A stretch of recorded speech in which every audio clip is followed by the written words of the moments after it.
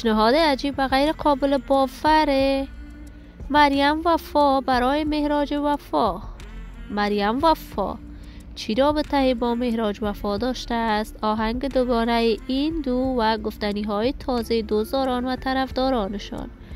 مریم وفا در کدام کشور زندگی می کند؟ مصروف چی کار و باری است و دلیل دوری مریم وفا از هنر موسیقی چی است؟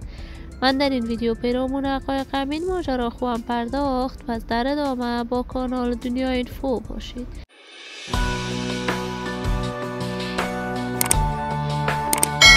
سلام و سلامتی نثار تک تک شما دوزاران نهایت ارجمند کانال دنیا اینفو. شما را خوش آمدید میگم و یکی دیگر از ویدیوهای جذاب و دیدنی این کانال. اگر دوست کانال دنیا اینفو باشید، پس برای حمایت بیشتر از این کانال علامت سابسکرایب را فشار دهید تا ویدیوهای دیگر کانال دنیا اینفو را از دست ندهید.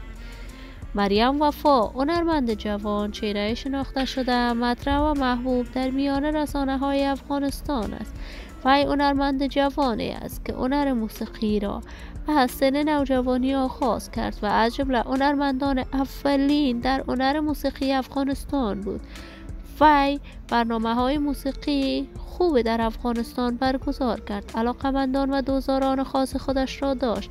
مریم وفا برای یک مدت طولانی از هنر موسیقی بدور بود، اما دوباره کارهای موسیقیش را از سر گرفت.